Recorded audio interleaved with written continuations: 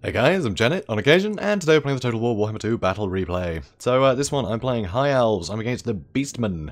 So I actually fought the same guy earlier in the day, and I was playing as the Dwarves, and I mean, yeah, I remember why I don't play Dwarves much. You basically just sit there and get trampled by chariots.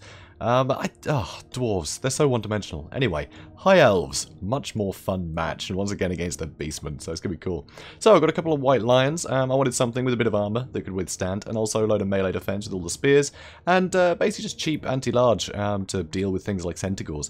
Definitely helps, and on this map it's going to be hard to maneuver anything like that. So I thought it'd be a good call. Also got the Signs of Mathland. They're going to give a ward save to nearby things, provided that I have magic, and I forgot that that was a requirement, so I end up using magic a lot very quickly. I have Teclis. So Teclis, I really like in this matchup. He's got some cool little abilities, so Fiery Convocation, you know, that free one, is usually crap, but actually against Beastmen with a load of low armored targets, I quite like it. Also, I've got the Sword of Teclis in case he has to fight on his own, which is iffy. The Potion of Shiroi is going to keep his health up. Regrowth is going to keep the health of other people up. Flock of Doom, great against, you know, big mobs of units, and Beastmen tend to bring big mobs of units.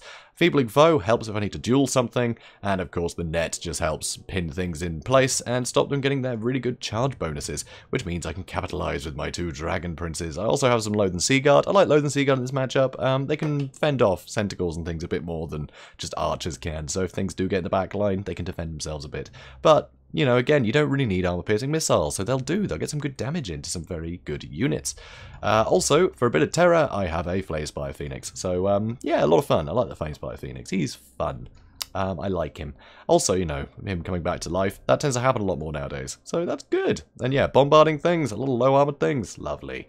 So, my opponent here, he's got a load of Goreherd and Bestigors and all sorts of nonsense in the front. Very scary. Bestigors obviously going to match up brilliantly against any of my infantry, so I'm going to have to basically use my cavalry to whittle them away.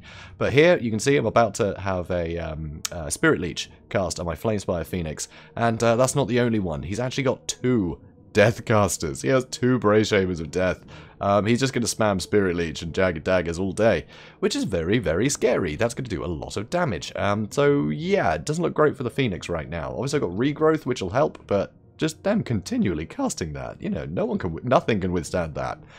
This is basically just a way of killing one thing brilliantly. But also, the chariots are really going to help against the infantry, so I really like this pick. This is interesting. Chariot play, you know, if you can micro well, they're going to get a lot of work done. A hell of a lot of work done. So that's really cool. I really like that. Also, he's got two Minotaurs with great weapons. These guys will cleave through Dragon Princes. They hit so hard. So definitely threatening. But only 35 armor and no shields. So that really helps me out. Also, though, he has 3 Ungol Raiders.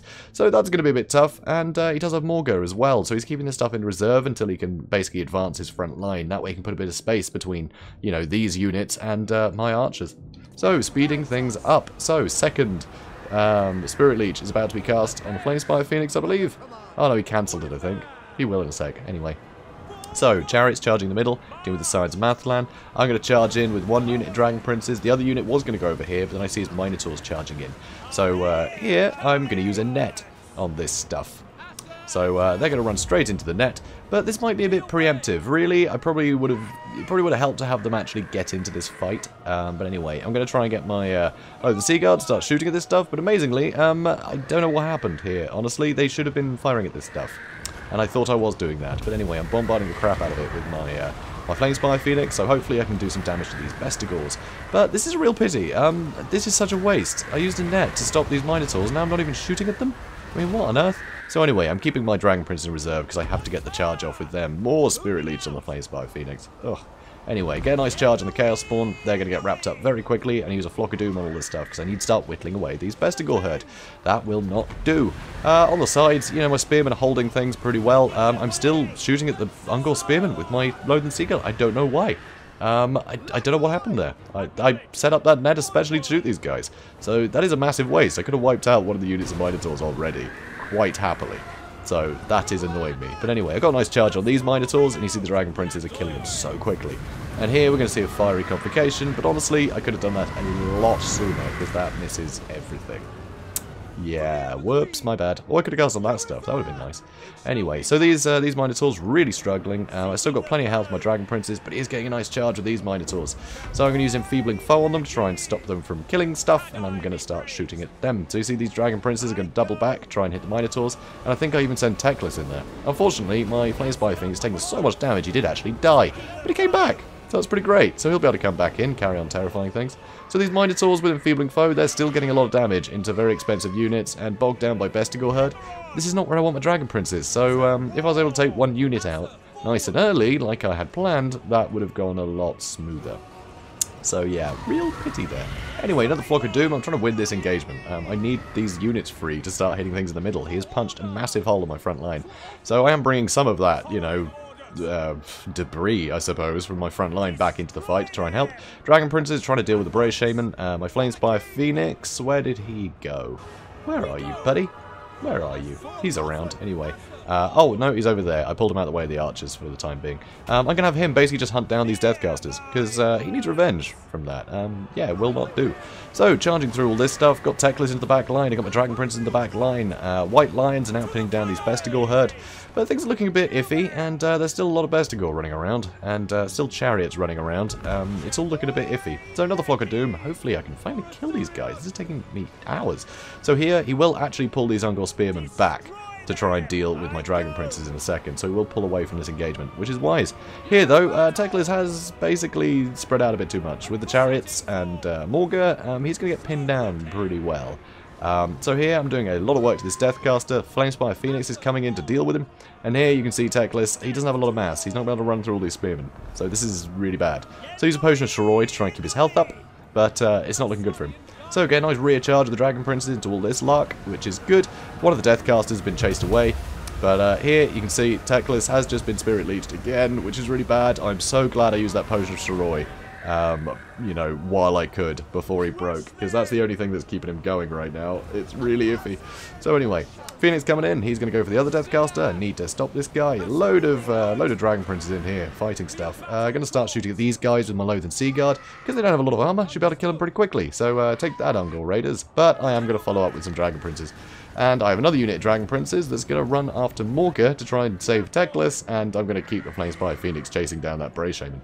So it's all a bit of a mess right now, but everything of his is starting to break, which is pretty great. But, I mean, so is my Lord, so it's still not looking great, truth be told. So here, I'm shooting at my own Dragon Princes, wise. And here, managed to terrify the Brave Shamans, that's something. And Teclis will come back soon. Morga cannot keep pace here.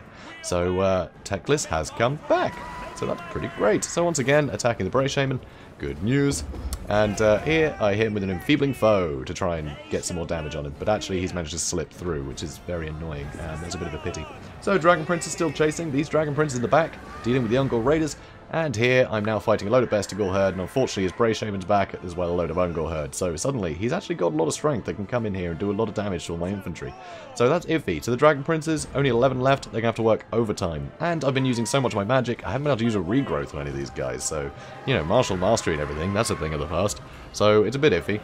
So here you can see a Spirit Leech on Teclis, which isn't ideal. I'd rather he didn't do that, but I guess Teclis is fine for now. That's okay. So Dragon Princes trying to pin down this Brave Shaman. I'm still hunting this guy while I've got cheap units just bogging down Morga. Over on this side, he's been shooting in, which is looking a little bit iffy, but luckily this Brave Shaman isn't being cycled through, so I am able to finish him off, and the Dragon Princes are able to charge his archers, so that is good news. Also, it looks like the Brave Shaman's finally died, that's good news, more guys coming in. So here, Dragon Prince is chasing off the last of the archers. He's got some other units coming in that I'll be able to pin down, but all this stuff is kind of, you know, who really cares? Right now, the most important thing is that Morga is on his own. So here, he does regenerate, so the fire is going to hurt him a lot more. Getting some good shots into him, and Enfeebling Foe, so I can hit him a lot easier. So I'm even sending Teclis in here right now. Everyone's getting involved. So that's good news. So Dragon Princes, Phoenix, Teclis, everything's going for Morga. And he's going to start losing a lot of health very quickly. So, especially because he can't run away anymore, it's easier to hit him. So he terrifies, Dragon Prince is finishing stuff off in the back, and everything starts to shatter. So yeah, very fun game, that one. That was very tense. A lot of fun. A lot of fun indeed. I do like playing High Elves against Beastmen. Obviously in, I don't know if it's yesterday, it's the day before, I don't know, at some point. I brought a lot of Shadow Warriors, but nah.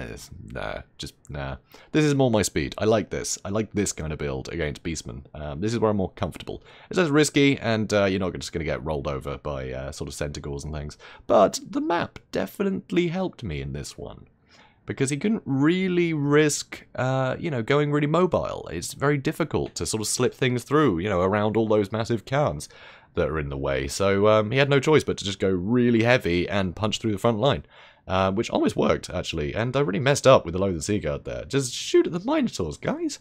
I'm not sure what happened. I think I might have had them hard grouped by accident, so they just attacked, the first thing they could see rather than the thing that I was telling them to attack, which can often happen. It's a stupid move, but, it happens to the best of us, guys. But yeah, Minotaurs, risky, but just that huge amount of punch. Get through that front line and get onto the expensive units, the nice anti-large to deal with the Dragon Princes. There's a lot of cool stuff there, and frankly, the 2 Deathcasters are terrifying. That is really scary. It did a lot of work. I mean, nearly took out the Phoenix. Luckily, the Phoenix is pretty stubborn and came back to life. But that might not have happened. There's only a 50% chance. If that had happened, I'm not sure I would have won that, honestly. I think it's just down to the Phoenix coming back. I think that's what won me the fight. Everything else was so injured. But I was able to keep on top of things with the Phoenix constantly and terrify stuff away. And that really helped. Otherwise, I really don't know if that would have panned out. So, pretty close one. So, Geese Howard, really enjoyed the matches we've had. Good dude, nice and chatty. Guys, be chatty in chat. Like, it's nice to talk to people. We've got a good community, so let's encourage that. So, yeah, round of applause for Geese for, not being a miserable sod.